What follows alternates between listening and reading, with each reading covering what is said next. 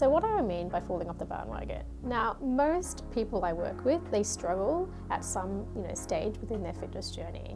And usually there is something that's blocking them and they need to get over that mental block. Now that is a really unique challenge for each person.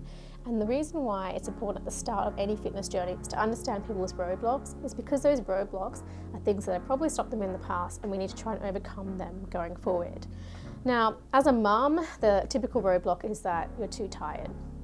And then there's another one that is that they're too scared to go out with the child, but they don't want to admit that. Or another roadblock be that, they just feel like they have no time to really prep their food properly and they end up eating whatever they can. Look, these are all valid concerns. I've been there myself. But in order to go on a proper health journey, the way I overcame those health blocks is I realized that I had to plan. I know people don't love to plan, but at the end of the day, if you want to make those health goals stick and you're really conscious of losing weight, particularly after having kids, it's not going to happen from just like winging it, basically. You need to plan properly. And actually the roadblocks are really individual for everyone. What I mean by that is even if you're not a mum, maybe you're just a normal, average person that doesn't have any kids, it means that you can also have roadblocks because you're just tired or, you just don't want to do it. Like a lot of people don't know their why. And why, and I always talk about the why, because if you don't know your why, you don't know why you're doing something. So if you're at work and you've been asked to do a project and someone told you to do something, but you didn't know why you were doing it, wouldn't you question why you were doing it? Or would you just do it like a robot and just do it without thinking? It's the same principle in your personal life. In order to meet a certain goal, you may say, I want to lose 10 kilos. Well, what does 10 kilos really mean to you? I mean, how are you going to go and achieve that 10 kilos if you're not actually changing anything in your life? The definition of insanity is doing the same thing over and over again and expecting a different outcome. So what do you have to change? So you've got to think about what in your life you need to tinker. So the context is more important than the actual content. And what I mean by that is understanding people's overall health and looking at what's going on, because a lot of people say, oh, but I eat really healthy, I eat really clean. Well, what is clean?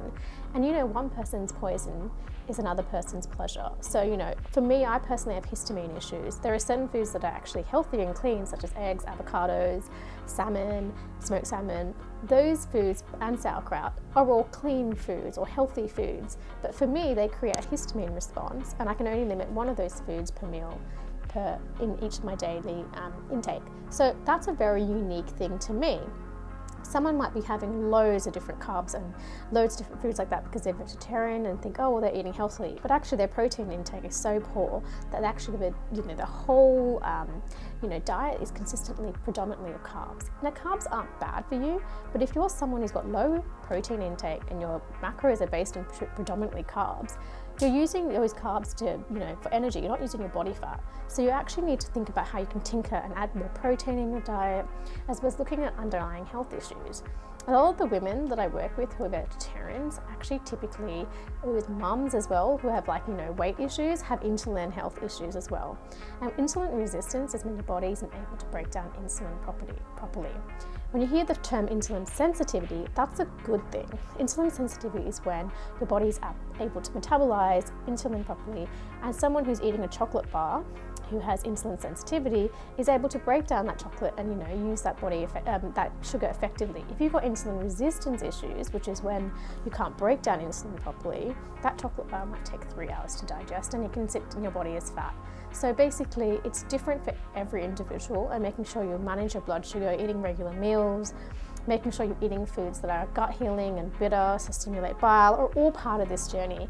But a lot of people who work with coaches, they don't really, understand the person, and they don't understand what's going on in that person's lifestyle. Another typical roadblock I see is that people don't really know how much they're eating.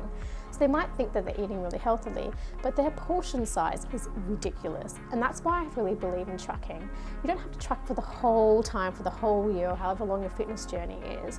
Start tracking so you get an understanding of portion size at the start at least.